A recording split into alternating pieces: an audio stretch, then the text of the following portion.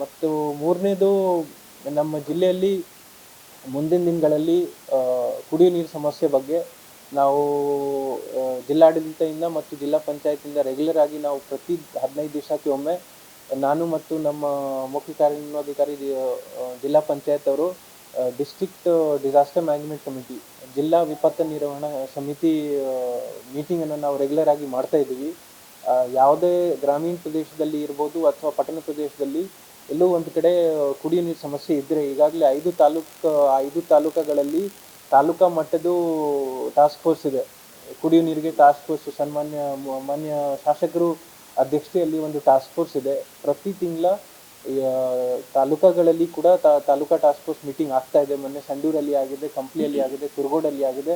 ಸನ್ಮಾನ್ಯ ಉಸ್ತುವಾರಿ ಸಚಿವರು ಇದೇ ತಿಂಗಳ ಫೆಬ್ರವರಿ ತಿಂಗಳ ಹಿಂದಿನ ವಾರ ತ್ರೈಮಾಸಿಕ KDP ಮೀಟಿಂಗಲ್ಲಿ ಮಾಡಿ ನಮ್ಮ ಜಿಲ್ಲೆಯಲ್ಲಿ ಕುಡಿಯೋ ನೀರು ಸಮಸ್ಯೆ ಬಗ್ಗೆ ಈಗಾಗಲೇ ಮಾಹಿತಿ ಪಡ್ಕೊಂಡಿದ್ದಾರೆ.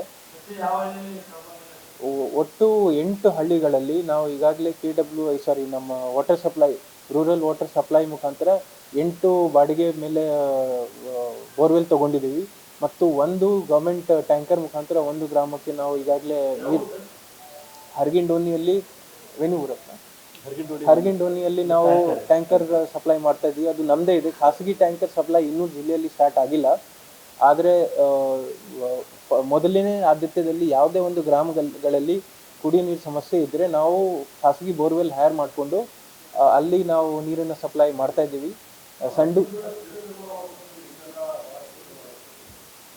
ಹರಗಿಂಡೋನಿಯಲ್ಲಿ ಈಗಾಗಲೇ ಒಂದು ಕ್ಯಾಪಿಟಲ್ ವರ್ಕ್ಸ್ ನಡೀತಾ ಇದೆ. ನಮ್ಮ ಉಸ್ತುವಾರಿ ಸಚಿವರು ಹಿಂದೆ ಇನ್ಸ್ಟ್ರಕ್ಷನ್ ಕೊಟ್ಟಿದ್ದನಂತೆ 20 ಲಕ್ಷದ ಒಂದು ಪೈಪ್ಲೈನ್ ಕಾಮಗಾರಿ ನಡೀತಾ ಇದೆ. ಆಗಲೇ 3 ಬೋರ್ವೆಲ್ ಕೂಡ ಕೊಡ್ತಿದ್ದಾರೆ. ಸೊ ಹಾಗಾಗಿ ಸದ್ಯಕ್ಕೆ ಏನು ಸಮಸ್ಯೆ ಇಲ್ಲ. ನಮ್ಮ ಜಿಲ್ಲೆಯಲ್ಲಿ ಮುಂದಿನ ದಿನಗಳಲ್ಲಿ ಸಮಸ್ಯೆ ಆಗ್ಬೋದು. ತಮ್ಮೆಲ್ಲರಿಗೂ ಗೊತ್ತಿದ್ದಾಗೆ ಅದಕ್ಕಾಗಿ ನಾವು ಏನು ಮಾಡ್ತೀವಿ, ನಾವು ಪ್ರತಿ 15 ದಿವಸಕ್ಕೆ ಮೀಟಿಂಗ್ ಮಾಡಬೇಕಾದ್ರೆ ತಾಲೂಕಾ ತಹಸೀಲ್ದಾರ್ಗಳು, EOಗಳು ಮತ್ತು AW ವಾಟರ್ ಸಪ್ಲೈ ಕುಡಿಯೋ ನೀರು ಇಲಾಖೆದವ್ರಿಗೆ ಸೇರಿ ಯಾವುದೋ ಒಂದು ಗ್ರಾಮದಲ್ಲಿ ನಮ್ಮ ಕಂದಾಯ ಇಲಾಖೆ ಅಧಿಕಾರಿ ಸಿಬ್ಬಂದಿಗಳು ಮತ್ತು ಗ್ರಾಮ ಪಂಚಾಯತಿ PDOಗಳು, bill collector, water supply, water man ಎಲ್ಲ ಸೇರಿ ಯಾವುದೇ ಒಂದು ಗ್ರಾಮದಲ್ಲಿ ಕುಡಿಯೋ ನೀರು ಸಮಸ್ಯೆ ಬಂತು ಅಂದರೆ ನಮಗೆ ಫಸ್ಟ್ ಮಾಹಿತಿ ಇರಲಿ. ಯಾಕೆಂದರೆ ಮೇಜರ್ ಪ್ರಾಬ್ಲಮ್ ಏನಾಗುತ್ತೆ, 1 ವಾರ 10 ದಿವಸ ಕುಡಿಯೋ ನೀರು ಸಮಸ್ಯೆ ಆದಮೇಲೆ ನಮಗೆ ಮಾಹಿತಿ ಬರುತ್ತೆ. ಹೆಲ್ಪ್ಲೈನ್ ಇದೆ, ಈಗಾಗಲೇ ಜಿಲ್ಲಾಧಿಕಾರಿ ಕಚೇರಿಯಲ್ಲಿ ಹೆಲ್ಪ್ಲೈನ್ ಇದೆ. ನಾನು ನಂಬರ್ ಕೊಡ್ತೀನಿ. ನಾನು ತಮ್ಮ ಮುಖಾಂತರ ಒಂದು ರಿಕ್ವೆಸ್ಟ್ ಏನಂದರೆ, ತಾವೆಲ್ಲರೂ ಫೀಲ್ಡಲ್ಲಿ ಇರ್ತೀರಿ, ತಮಗೆ ಫೀಲ್ಡಿಂದ ಸುಮಾರು ಮಾಹಿತಿ ಬರುತ್ತೆ. ಹಾಗಾಗಿ ನೇರವಾಗಿ ಪ್ರತ್ಯೇಕವಾಗಿ ತಮಗೆ ಯಾವುದೋ ಒಂದು ಗ್ರಾಮಗಳಲ್ಲಿ ಅಥವಾ ಪಟ್ಟಣ ಪ್ರದೇಶದಲ್ಲಿ ಇರ್ತಕ್ಕಂಥ ವಾರ್ಡ್ಗಳಲ್ಲಿ ಕುಡಿಯೋ ನೀರು ಸಮಸ್ಯೆ ಇದೆ ಅಂತ ಮಾಹಿತಿ ಇದ್ದರೆ ದಯವಿಟ್ಟು ನಮಗೂ ಶೇರ್ ಮಾಡಿ. ಅದರ ಬೇಸ್ ಮೇಲೆ ನಾವು ಖಂಡಿತ ಆ್ಯಕ್ಷನ್ ತಗೋತೀವಿ. ನಮ್ಮದು ಉದ್ದೇಶ ಏನಂದರೆ, ಕುಡಿಯೋ ನೀರು ಸಮಸ್ಯೆ ಬಂದೇ ಬರುತ್ತೆ, ಆದರೆ ಅದಕ್ಕೆ ನಾವು ರೆಡಿ ಇರಬೇಕು. ಈಗಾಗಲೇ ಮೇವು ಲಭ್ಯತೆ ಬಗ್ಗೆನೂ ನಾವು ರಿವ್ಯೂ ಮಾಡಿದ್ದೀವಿ. ಮೇವು ಸಪ್ಲೈ ಮಾಡೋದಕ್ಕೆ ಟೆಂಡರ್ನು ಕರೆದು ವೆಂಡರ್ನು ಫೈನಲೈಸ್ ಮಾಡಿದ್ದೀವಿ. ಇಲ್ಲಿವರೆಗೆ ಯಾವುದೇ ತಾಲೂಕಲ್ಲಿ ಮೇವಿಗೆ ಸಪ್ರೇಟಾಗಿ ಬೇಡಿಕೆ ಬರಲಿಲ್ಲ. ಸರಾಸರಿ ಎಲ್ಲ ತಾಲೂಕುಗಳಲ್ಲಿ 24 ವಾರ ಮೇವು ಲಭ್ಯತೆ ಇದೆ. ಹಾಗಾಗಿ ಮುಂದಿನ ದಿನಗಳಲ್ಲಿ ಒಂದು ವೇಳೆ ಏನಾದರೂ ಪ್ರಾಬ್ಲಮ್ ಆಯಿತು ಅಂದರೆ ನಾವು ಈಗಾಗಲೇ ಮುಂಜಾಗ್ರತೆ ಕ್ರಮಗಳನ್ನು ತೊಗೊಂಡಿದ್ದೀವಿ. As far as private borewell is concerned, ಹಿಂದೆ ಒಂದ್ಸಲ ಟೆಂಡರ್ ಕರೆದಾಯಿತು, ಅದರಲ್ಲಿ ಯಾರೂ ಪಾರ್ಟಿಸಿಪೇಟ್ ಮಾಡಿಲ್ಲ. ಇವತ್ತು ಕೂಡ ಸೆಕೆಂಡ್ ಕಾಲ್ದು ಟೆಕ್ನಿಕಲ್ ಇವ್ಯಾಲ್ಯೂಯೇಷನ್ ನಡೀತಾ ಇದೆ. ಮುಂದಿನ ದಿನಗಳಲ್ಲಿ may be by end of this month only ನಾವು ಟೆಂಡರ್ ಫೈನಲೈಸ್ ಮಾಡಿ ನಾವು ಟ್ಯಾಂಕರ್ ಸಪ್ಲೈ ಮಾಡೋದಕ್ಕೆ ವೆಂಡರ್ಸ್ ಎಲ್ಲ ಫೈನಲೈಸ್ ಮಾಡಿರ್ತೀವಿ. ಮಾರ್ಚ್ ಫಸ್ಟ್ ವೀಕ್ ಅಥವಾ ಅದಾದಮೇಲೆ ಎಲ್ಲೂ ಒಂದು ಕಡೆ ಕುಡಿಯೋ ನೀರು ಸಮಸ್ಯೆ ಬಂತು ಅಂದರೆ ನಾವು ಖಾಸಗಿ ಬೋರ್ವೆಲ್ ಇರ್ಬೋದು ಅಥವಾ ಟ್ಯಾಂಕರ್ ಇರ್ಬೋದು, ಅದರ ಮುಖಾಂತರ ನಾವು ನೀರನ್ನ ಸಪ್ಲೈ ಮಾಡೋದಕ್ಕೆ ಎಲ್ಲ ಮುಂಜಾಗ್ರತೆಗಳನ್ನು ತೊಗೊಂಡಿದ್ದೀವಿ. ಈ ವರ್ಷ ತಮಗೆ ಎಲ್ಲರೂ ಗೊತ್ತಿದ್ದಾಗೆ ನಾನು ಇಲ್ಲಿ ಅದ್ರ ಬಗ್ಗೆ ಚರ್ಚೆ ಮಾಡಿದರೆ ಆಫ್ ದ ರೆಕಾರ್ಡ್ ಹೇಳ್ತೀನಿ. ಆದರೆ ನಮ್ಮ ಅಲಿಪುರ ಕೆರೆಯಲ್ಲಿ ರೆಗ್ಯುಲರ್ ಆಗಿ ನಾವು ಏನು ಹಿಂದಿನ ವರ್ಷ ಅಥವಾ ಅದಕ್ಕೆ ಹಿಂದಿನ ವರ್ಷ ನಾವು ಲೆಕ್ಕ ನೋಡಿದರೆ ಆಲ್ಮೋಸ್ಟ್ ಜಾನ್ವರಿವರೆಗೆ HLCಯಲ್ಲಿ ನೀರಿನ ಲಭ್ಯತೆ ಇತ್ತು. ಹಾಗಾಗಿ ನಮ್ಮ ಕೆರೆಯನ್ನು ತುಂಬಿಸಿ ಮತ್ತು ನೇರವಾಗಿ LLC ಮತ್ತು HLC ಮುಖಾಂತರನೇ ನೀರಿನ ಸಪ್ಲೈ ಆಗ್ತಿತ್ತು ಹಿಂದಿನ ವರ್ಷ. ಆದರೆ ಈ ವರ್ಷ ತಮಗೆಲ್ಲರಿಗೂ ಗೊತ್ತಿದ್ದಾಗೆ by 15th of November actually ಅವರು 30th Octoberಗೆ ಕಟ್ ಮಾಡ್ತೀನಿ ಅಂತ HLCದು ಹೇಳಿದರು. ಆಮೇಲೆ ನಮ್ಮ ಉಸ್ತುವಾರಿ ಸಚಿವರು ಸ್ವಲ್ಪ ಇಂಟರ್ವ್ಯೂನ್ ಆಗಿ ಅದನ್ನು 15 ನವಂಬರ್ 20 ನವಂಬರ್ ತನಕ ಇದು ಎಕ್ಸ್ಟೆಂಡ್ ಮಾಡಿಸಿದ್ರು. ಹಾಗಾಗಿ ನಮ್ಮದು ಕೆರೆಯಲ್ಲಿ ಲಭ್ಯತೆ ಏನಿದೆ, ಜೊತೆಗೆ LLCಯಲ್ಲಿ ಆ್ಯಕ್ಚುಲಿ ಹಿಂದಿನ ವರ್ಷ ಆಲ್ಮೋಸ್ಟ್ ಅಪ್ ಟು ಫೆಬ್ರವರಿ ಎಂಡ್ವರೆಗೆ LLC ಅಲ್ಲಿ ನೀರಿನ ಲಭ್ಯ ಇತ್ತು. ಈ ವರ್ಷ LLC ಕೂಡ ಫಸ್ಟ್ ವೀಕ್ ಆಫ್ ಡಿಸೆಂಬರಲ್ಲೇ ಕ್ಲೋಸ್ ಆಗೋಯಿತು. ಈಗ ಪ್ರತಿ ತಿಂಗಳ 10 ದಿವಸಕ್ಕೆ 100 ಕ್ಯೂಸೆಕ್ ಆಗಿದಾಗೆ ಅವರು LLCಯಲ್ಲಿ ಕುಡಿಯೋ ನೀರಿಗೆ ನೀರು ಸಪ್ಲೈ ಮಾಡ್ತಿದ್ದಾರೆ. ಡೇ ಬಿಫೋರ್ ಎಸ್ಟರ್ಡೇ ಮೊನ್ನೆ ಕೂಡ ಡ್ಯಾಮಿಂದ ಮತ್ತೆ 100 ಕ್ಯೂಸೆಕ್ಸ್ 10 ದಿವಸಕ್ಕೆ ಬಿಟ್ಟಿದ್ದಾರೆ. ಇವತ್ತು ರಾತ್ರಿ ಇಲ್ಲಾಂದರೆ ನಾಳೆ ಬೆಳಿಗ್ಗೆ ಆ ನೀರು ನಮಗೆ ರೀಚ್ ಆಗುತ್ತೆ. 100 ಕ್ಯೂಸೆಕ್ಸ್ ಪ್ರತಿ ದಿವಸ 10 ದಿವಸಕ್ಕೆ. ಸೊ ಅದನ್ನು ನಾವು ಸುಮಾರು 1000 ಕ್ಯೂಸೆಕ್ಸ್ ಏನಿದೆ ಅದನ್ನು ನಾವು ಸಂಪೂರ್ಣವಾಗಿ ನಾವು ಹೌದು ಹೌದು ಹೌದು ಹೌದು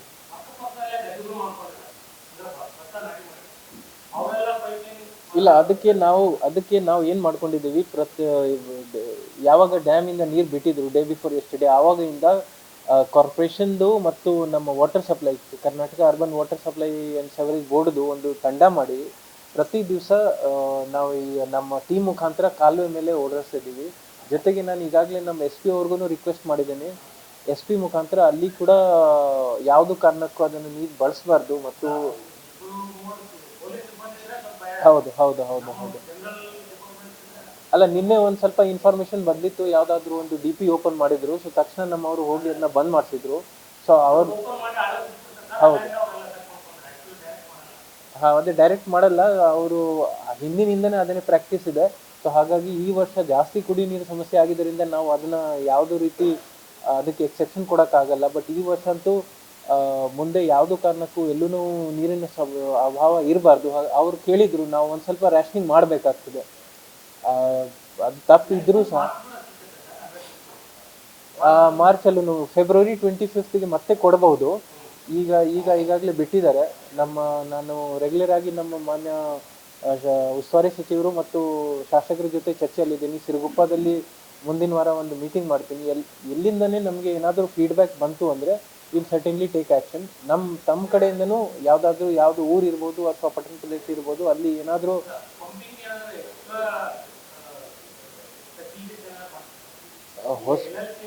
ಹಾಂ ಇಲ್ಲ ಹಾಗೆ ಮಾಡಲ್ಲ. LLCಯಿಂದ ಲಿಫ್ಟ್ ಮಾಡಿಕೊಂಡು ಪ್ರತಿನಿತ್ಯ ಏನು ಬಳಸ್ತೀವಲ್ಲ ಅದನ್ನು ನಾವು ಯೂಸ್ ಮಾಡ್ತೀವಿ. ಅಲ್ಲಿಂದ ಅಲ್ಲಿಪುರ ಕೆರೆಗೆ ಸ್ಟೋರ್ ಮಾಡೋಕ್ಕಾಗಲ್ಲ ಅಂತ. ಈಗ 10 ದಿವಸ ನಾವು ಅಲ್ಲಿಪುರ ಕೆರೆದು ನೀರು ಸಂಗ್ರಹಣೆ ಮಾಡಿ ಇದನ್ನ ಅದೇ ಪದ್ಧತಿ ಇದೆ, ಹಿಂದೆನೇ ಅದನ್ನೇ ಪದ್ಧತಿ ಇದೆ. ಒಂದು ಆಲ್ಮೋಸ್ಟ್ 65% ಸಪ್ಲೈ ನೇರವಾಗಿ LLCಯಿಂದ ಮಾಡಿ ಈ ಕೌಲ್ ಬಜಾರ್ ಏರಿಯಾಗೆ ಒಂದು ಸ್ವಲ್ಪ ಅಲ್ಲಿಪುರ ಕೆರೆಯಿಂದ ಬಿಡ್ತೀವಿ. ಸೊ ಈ ವರ್ಷ ನಾವು ಮೋಸ್ಟ್ಲಿ ವೇಣಿಗುರಪುರ ಮತ್ತು ಹರಗಿಂಡೋನಿ ಆ ಊರಿಗೂ ಕೂಡ ನಾವು ಅಲ್ಲಿಪುರ ಕೆರೆಯಿಂದನೇ ಕೊಡಬೇಕಾಗ್ತದೆ. ಅವೆಲ್ಲ ನಾವು ಏನು ಮುಂಜಾಗ್ರತೆ ಕ್ರಮಗಳನ್ನು ನಾವು ಈಗಾಗಲೇ ತೊಗೊಂಡಿದ್ದೀವಿ. So that in future also ನಮಗೆ ಇನ್ಫಾರ್ಮೇಷನ್ ಬಂತಂದರೆ we can take immediate action. ಗ್ರಾಮೀಣ ಪ್ರದೇಶದಲ್ಲಿ ಮುಖ್ಯವಾಗಿ ಇಲ್ಲಿ ಹೋಗ್ಬಿಟ್ಟು ಕೆರೆಯಾಗಿ ನೀರು ಜಾಸ್ತಿ ಐತಿ, ಯೂಸ್ ಮಾಡ್ರಿ ನಮಗೆ ಗೊತ್ತಿಲ್ಲದೆ ನಾವು ಯೂಸ್ ಮಾಡ್ಬಿಡ್ತೀವಿ. ಆಮೇಲೆ ನೀರು ಮುಂದಿನ ದಿನಗಳಲ್ಲಿ ನೀರು ಸಿಗಲ್ಲ. ಸೊ ಈಗ ಮಾಧ್ಯಮ ಮಿತ್ರರ ಮುಖಾಂತರ ಒಂದು ಏನು ರಿಕ್ವೆಸ್ಟ್ ಮಾಡ್ತೀನಿ ಅಂದರೆ, ಸೊ ಮಿತವಾಗಿ ಬಳಸಲು ಸ್ವಲ್ಪ ನೀವು ಇಲ್ಲ, ಬಟ್ ಎಷ್ಟು ಹೇಳಿದ್ರು ವೇಸ್ಟ್ ಮಾಡಬಾರ್ದು. ಅದಕ್ಕೆ ಎರಡನೇದು 10ನೇ ತರಗತಿ ಫಲಿತಾಂಶ ಹೋದ ವರ್ಷ ನಿಮಗೆಲ್ಲ ಉತ್ತರ 31ನೇ ಸ್ಥಾನದಲ್ಲಿ ನಾವಿದ್ವಿ. ಜಿಲ್ಲಾಧಿಕಾರಿಗಳ ನಿರ್ದೇಶನ ಮತ್ತು ಮಾರ್ಗದರ್ಶನ ಮೇರೆಗೆ ನಾವು ಪ್ರತಿ 15 ದಿನಕ್ಕೊಂದು ಯೂನಿಟ್ ಟೆಸ್ಟ್ ಮಾಡ್ತಾ ಇದ್ದೀವಿ. ನಿನ್ನೆ ನಮ್ಮ ಜಿಲ್ಲೆಯಲ್ಲಿ ಸಿರುಗುಪ್ಪ ತಾಲೂಕು ಸ್ವಲ್ಪ ರಿಸಲ್ಟ್ಸ್ ಕಡಿಮೆ ಇತ್ತು. ಸೊ ಸಿರುಗುಪ್ಪ ತಾಲೂಕು ಅಷ್ಟೇ ರಿವ್ಯೂ ಮಾಡಿದ್ವಿ. ಸೊ ಕಂಟಿನ್ಯೂಸ್ ಆಗಿ ನಮ್ಮ ಜಿಲ್ಲೆ ಮುಖಾಂತರ ಪ್ರತಿಬಿಂಬ ಅನ್ನೋ ಒಂದು ಪುಸ್ತಕವನ್ನು ಬಿಡುಗಡೆ ಮಾಡಿದ್ವಿ. ಅದರ ಜೊತೆಗೆ ಕರ್ನಾಟಕ ಪ್ರದೇಶ ಅಭಿವೃದ್ಧಿ ಮಾಡಲಿಕ್ಕೆ KRDP ಅವರ ವತಿಯಿಂದಲೂ ಕಲಿಕಾಸರೆ ಅನ್ನೋ ಒಂದು ಪುಸ್ತಕ ಬಿಡುಗಡೆ ಮಾಡಿದ್ದಾರೆ.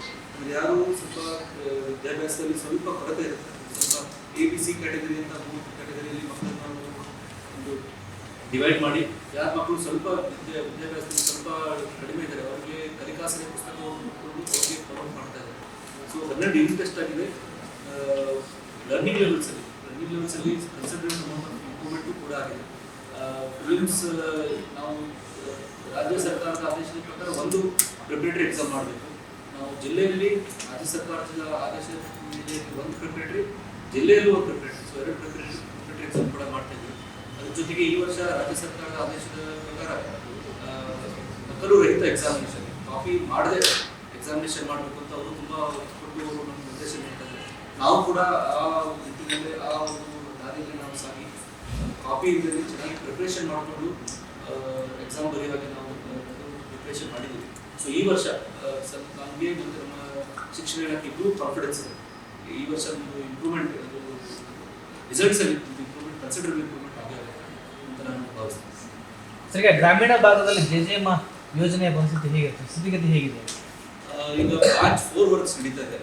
ಏನಾಗಿತ್ತು ಅಂದರೆ ಇದು ಬಳ್ಳಾರಿ ಜಿಲ್ಲೆ ಗೋಕುಳದಲ್ಲಿ ನೋಡಿದ್ರೆ ನಮ್ಮ ಸಂಡೂರು ತಾಲೂಕು ಸ್ವಲ್ಪ ಹೈಯರ್ ಎಲಿವೇಶನ್ ಇದೆ. ಆದ ಕಾರಣ ಅಲ್ಲಿ ಹೈಯರ್ಗಳು ಇಂಪಾರ್ಟೆಂಟ್ ರಿಸರ್ವ್ ನೀರಿನ ಕೆರೆಗಳು ಇರಲಿಲ್ಲ. ಅದಕ್ಕೆ ಸಂಡೂರು ತಾಲೂಕಿನ ಕೆಲಸಗಳನ್ನು ನಾವು ಈಗ ರೀಸೆಂಟಾಗಿ batch 4 batch 1, 2, 3, 4. So 4th batch ನಡೀತಾ ಇದೆ. ಟೆಂಡರ್ಸು ಎಲ್ಲ ಇದೆ. 504 ವರ್ಕ್ಸ್ ನಾವು ತೊಗೊಂಡಿದ್ವಿ. ಅದರಲ್ಲಿ ಸುಮಾರು 40-49 ವರ್ಕ್ಸು ಅದನ್ನು ಬಿಟ್ಟು ಡ್ರಾಪ್ ಮಾಡಿದ್ವಿ. ಸೊ ಉಳಿದು 4 ಲಾಸ್ಟ್ ಬ್ಯಾಚ್ ಇದೆ. ಸೊ ಎಲ್ಲ ವರ್ಕ್ಸ್ ಆಲ್ಮೋಸ್ಟ್ ಟೆಂಡರ್ ಆಗಿದೆ. ಒಂದು 5-10 ವರ್ಕ್ಸ್ ಅಷ್ಟೇ, 13 ವರ್ಕ್ಸು ಚೀಫ್ ಇಂಜಿನಿಯರಿಂಗ್ ಆಫೀಸಲ್ಲಿ ಉಳಿದೆಲ್ಲ ವರ್ಕ್ಸ್ ಟೆಂಡರ್ ಆಗಿದೆ. So it is in progress. Sandur works ಕೂಡ ಕ್ವಾಲಿಟಿ ಚೆನ್ನಾಗಿದೆ. ಕೆಲವೊಂದು 3-4 ತಿಂಗಳಲ್ಲಿ ಅದು ವರ್ಕ್ಸ್ 4 ವರ್ಷದಿಂದಲೂ ಕೂಡ ಭಾಳ ಸ್ಲೋ ಆಗಿ ನಡೀತಾ ಇದೆ, ಭಾಳ ಹಿನ್ನಡೆ ಆಗಿದೆ. ಇಲ್ಲ, ಅದು ಸ್ವಲ್ಪ ನೋಡಬೇಕು ನೋಡಿ. ಈಗ ಫಾರ್ ಎಕ್ಸಾಂಪಲ್ ನೀರು ಅವಶ್ಯಕತೆ, ವಾಟರ್ JJM ಪರ್ಟಿಕ್ಯುಲರ್ ಆಗಿ ಕೊಡ್ತದೆ. ಕೋಟೆಹಾಳು, ಕೊಪ್ಪಳ ಅಂತ ಸಿರುಗುಪ್ಪ ತಾಲೂಕು 98 ಹೌಸ್ ಇದೆ. ಎಲ್ಲದಕ್ಕೂ ಇದು ಮಾಡಿದರೆ ಒಂದೇ ಒಂದು ದಿನ ನೀರು ಬಂದಿದೆ. ಇವತ್ತು 1 ವರ್ಷ ಆಯ್ತು. ಬೇಕಾದ್ರೆ ನಾನು ಪರ್ಟಿಕ್ಯುಲರ್ ಹೋಗಿ ಬಂದಿದ್ದೀನಿ. ನಿಮಗೆ GPS ಫೋಟೋ ಸಮೇತ ಒಂದು ಹನಿ ನೀರು ಬಂದಿಲ್ಲ. ನಾವು ದೂರದರ್ಶನ ಸ್ಟೋರಿ ಮಾಡೋಣ ಅಂತ ಹೋದಲ್ಲಿ ನಮಗೆ ಜನ ಬೈಸ್ಬಿಟ್ರು. ಇಲ್ಲ, ನಾನು ಒಂದು ಹನಿ ನೀರು ಬಿದ್ದಿಲ್ಲ ಸರ್. ಕೊಡಿ ಪರ್ಟಿಕ್ಯುಲರ್ ನಿಮಗೆ ಅಲ್ಲಿ ಆಲ್ರೆಡಿ ಒಂದು ಎಕ್ಸಿಸ್ಟಿಂಗ್ ನಲ್ಲಿ ಇರುತ್ತೆ. ಬೇರೆ ಯೋಜನೆಯಲ್ಲಿ ಒಂದು ವಾಟರ್ ಟ್ಯಾಪ್ ನೀರು ಕನೆಕ್ಷನ್ ಕೊಟ್ಟಿರ್ತಾರೆ. JJM ಮುಖಾಂತರ ಒಂದು ವಾಟರ್ ಟ್ಯಾಪ್ ಕನೆಕ್ಷನ್ ಕೊಟ್ಟಿರ್ತೀವಿ. ಆ ಹಳೆ ಟ್ಯಾಪ್ ಕನೆಕ್ಷನ್ ಅದು ಅವೈಜ್ಞಾನಿಕ. ಸೊ ಅದು PVC ಪೈಪ್ ಪರ್ಪಸ್ ಏನು ಸರ್? ಪರ್ಪಸ್ ಮಾಡಿದ ಪರ್ಪಸ್ ಇದೆಯಲ್ವಾ, ಅದನ್ನ ಸರ್ವ್ ಮಾಡದೇ ಇದ್ರೆ ಹಳೆದಿದೆ ಅಂತ ಹೇಳಿ ಅದು ಹೊಸ ಅವಶ್ಯಕತೆ ಇರಲಿಲ್ಲ. ಯಾಕೆ ಹೊಸದು ನಾವು ಕೇಳ್ತಾ ಇದೆ ಅಂದ್ರೆ ಹಳೆದು PVC ಪೈಪ್ ಇರುತ್ತೆ. ಮತ್ತೆ ಪೈಪ್ ಲೈನ್ಸ್ ಎಲ್ಲಿಂದ ಹೋಗ್ತಾ ಇದೆ ಗೊತ್ತಿರಲಿಲ್ಲ. ಎಷ್ಟೋ ಕಡೆ ಹಳೆ ಪೈಪ್ ಲೈನ್ಸ್ ಎಲ್ಲ ಚರಂಡಿ ಪಕ್ಕ ಆಯ್ತು ಸರ್, ಹೊಸ ಕೊಟ್ಟು ಹೊಸ ಕನೆಕ್ಷನ್ ಮಾಡಬೇಕಲ್ವಾ? ಆ ಶಿಫ್ಟಿಂಗ್ ನಾವು ಮಾಡಬೇಕು. ಸೊ ಹಳೆದನ್ನ ಕಟ್ ಮಾಡಿ ಹೊಸದಕ್ಕೆ ಶಿಫ್ಟ್ ಮಾಡಬೇಕು, ಒಂದು ಅವಶ್ಯಕತೆ ಇದೆ. ಅದನ್ನು ಫೋರ್ಸ್ ಮಾಡಿ ಕೂಡ ನಾವು ಮಾಡ್ತಾ ಇದ್ದೀವಿ. ಒಂದು ಕಡೆ ಪೊಲೀಸ್ ಪ್ರೊಟೆಕ್ಷನ್ ತಗೊಂಡು ನಾವು ಹಳೆದನ್ನ ಕಟ್ ಮಾಡಿ ಹೊಸದಕ್ಕೆ ಟ್ರಾನ್ಸ್ಫರ್ ಮಾಡ್ತಾ ಇದ್ವಿ. ನೀವು ಲಿಸ್ಟ್ ಕೊಡಿ, ಎಲ್ಲಿ ನಿಮ್ಮ ಪ್ರಾಬ್ಲಮ್ ಇದ್ರೆ please give the list. We follow up. Actually ಅದು ನಿಮ್ಮ ಕಡೆಯಿಂದ ಫೀಡ್ಬ್ಯಾಕ್ ಬಂದರೆ ನಾವು ಕೂಡ ಅದರ ಬೇಸ್ ಮೇಲೆ ಆ್ಯಕ್ಷನ್ ತಗೋಬೇಕು. ಹಾಗಾಗಿ ನೀವು ಫೀಲ್ಡಲ್ಲಿ ಇದ್ದೀರಿ, ನೀವು ಫೀಲ್ಡಿಂದ ಮಾಹಿತಿ ಕೊಟ್ಟರೆ ನೆಕ್ಸ್ಟ್ ಇಲ್ಲಿ ಮಾಡ್ಕೊಂಡು ಎಲ್ಲ PHC ಅಧಿಕಾರಿಗಳು ಮತ್ತು ಡಾಕ್ಟರ್ಸ್ಗೆ ಕರೆದು ಒಂದು ಮೀಟಿಂಗ್ ಮಾಡ್ತಾ ಇದ್ದೇನೆ. ತಮ್ಮೆಲ್ಲರಿಗೂ ಗೊತ್ತಿದ್ದಾಗೆ ಬಳ್ಳಾರಿ ಜಿಲ್ಲೆಯಲ್ಲಿ ಇದು ಒಂಥರ ಟರ್ಷರಿ ಕೇರ್ ಸೆಂಟರ್ ಆಗಿದೆ. ಹಿಂದೆ ಏನಾಗ್ತಿತ್ತು, ಇಲ್ಲಿಂದ ಜನ ಬೇರೆ ಜಿಲ್ಲೆಗೆ ಹೋಗ್ತಾ ಇದ್ರು. ಆದರೆ ಇವಾಗ ನೋಡಿದರೆ ಕಂಪ್ಲಿ ಆಗಲಿ, ವಿಜಯನಗರ ಆಗಲಿ, ಕುಡ್ಲಿಗಿ ಎಲ್ಲ ನಮ್ಮ 2-3 ಜಿಲ್ಲೆಯಿಂದ ಜನ ಇಲ್ಲಿಗೆ ಬಂದು ಡೆಲಿವರಿಗೆ ಬರ್ತಾರೆ. ಆಂಧ್ರ ಬಾರ್ಡರ್ ಇಂದನೂ ಬರ್ತಾರೆ. ಹಾಗಾಗಿ ಇಲ್ಲಿ ಸ್ವಲ್ಪ ಕಾಂಪ್ಲಿಕೇಟೆಡ್ ಕೇಸ್ ಬಂದಾಗ ಅದು ಒಂದು ಆಗುತ್ತೆ. ಆದರೆ ಅದು ಜಸ್ಟಿಫಿಕೇಶನ್ ಏನಿಲ್ಲ. It not a justification. ನಾನು ಕೂಡ ಸತತವಾಗಿ ನಾನು ಮತ್ತು ನಮ್ಮ CO ಅವರು ಇದ್ರ ಬಗ್ಗೆ ವಿಶ್ಲೇಷಣೆ ಮಾಡಬೇಕಾಗುತ್ತೆ. ನಮ್ಮ ಡಾಕ್ಟರ್ಗಳಿಗೆ ಇನ್ಸ್ಟ್ರಕ್ಷನ್ ಕೊಟ್ಟಿದ್ದೀನಿ ಅಂದರೆ ಏನಾದರೂ ರೆಫರಲ್ ಕೇಸಸ್ ಇದ್ದರೆ ಆದಷ್ಟು ಬೇಗ ರೆಫರ್ ಮಾಡಬೇಕು. ಯಾಕಂದರೆ ತಮ್ಮೆಲ್ಲರೂ ಗೊತ್ತಿದ್ದಾರೆ, ಪ್ರತಿ ತಿಂಗಳು ಡಿಸ್ಟ್ರಿಕ್ಟ್ ಹಾಸ್ಪಿಟಲ್ ಮತ್ತು ವಿಮ್ಸಲ್ಲಿ ಸರಾಸರಿ ಆಲ್ಮೋಸ್ಟ್ 800 ಡೆಲಿವರೀಸ್ ಆಗುತ್ತೆ.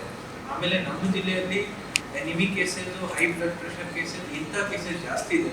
ಹಾಗಾಗಿ ಇದ್ರ ಬಗ್ಗೆ ಒಂದು ಅನಿಮಿಕ್ ಕೇಸಸ್ ಮತ್ತು ಹೈ ಬ್ಲಡ್ ಕೇಸಸ್ ಏನಿದೆ ಇದನ್ನು ನಾವು ಮುಂಚಿತವಾಗಿ ನಮ್ಮ ಅಂಗನವಾಡಿ ವರ್ಕರ್ಸ್ ಮತ್ತು ಆಶಾ ಮಿಡ್ವೈಫ್ ಮುಖಾಂತರ ನಾವು ಹಿಂದೆನೇ ಪತ್ತೆ ಹಚ್ಚಿದರೆ ಅವ್ರಿಗೆ ಇನ್ನೂ ಜಾಸ್ತಿ ರೆಫರಲ್ ಕೊಡ್ಬೋದು. ಸೊ ಆ್ಯಕ್ಚುಲಿ ಹಿಂದಿನ ತಿಂಗಳ ಯಾಕಂದ್ರೆ ಕಡಿಮೆ ಆಗಿದೆ. ರೆಗ್ಯುಲರ್ ಆಗಿ ನಾವು ರಿವ್ಯೂ ಮಾಡ್ತಾ ಇದ್ದೀವಿ ನಾನು ಮತ್ತು CO. ಸೊ ಆಗಸ್ಟಲ್ಲಿ ಮತ್ತು ಸೆಪ್ಟೆಂಬರಲ್ಲಿ ಒಂದು ಸ್ವಲ್ಪ ಜಾಸ್ತಿ ಪ್ರಮಾಣ ಇತ್ತು. ಆದರೆ ನವೆಂಬರಿಂದ ಕಡಿಮೆ ಆಗ್ತಾ ಇದೆ. ಈ ವರ್ಷಕ್ಕೆ ನಮ್ಮೊಬ್ಬರು ಏನಂದರೆ ಹಿಂದಿನ ವರ್ಷ ಈ ವರ್ಷ ಕಂಪೇರ್ ಮಾಡಿದ್ರೆ ಹಿಂದಿನ ವರ್ಷದಿಂದ ಕಡಿಮೆ ಆಗ್ತದೆ. ಮತ್ತು ಮುಂದಿನ ದಿನಗಳಲ್ಲಿ ನಮ್ಮದು ಈ ನಂಬರ್ಸನ್ನು ಇನ್ನೂ ಕಡಿಮೆ ಮಾಡಲಿಕ್ಕೆ ನಾವು ಏನಾದರೂ ಅವ್ರಿಗೆ ಅಡಿಷನಲ್ ಮಾಲ್ನ್ಯೂಟ್ರಿಷನ್, ಫುಡ್ ಮಾಲ್ನ್ಯೂಟ್ರಿಷನ್ ತಪ್ಪಿಸೋದಕ್ಕೆ ಫುಡ್ ಎಡಿಷನಲ್ ಫುಡ್ ಕೇಮಿ ಅಂತ ಹೇಳಿಕೊಂಡು ಏನಂತ ಅದರ ಬಗ್ಗೆ ಪ್ಲ್ಯಾನ್ ಮಾಡ್ತಾ ಇದ್ದೀವಿ.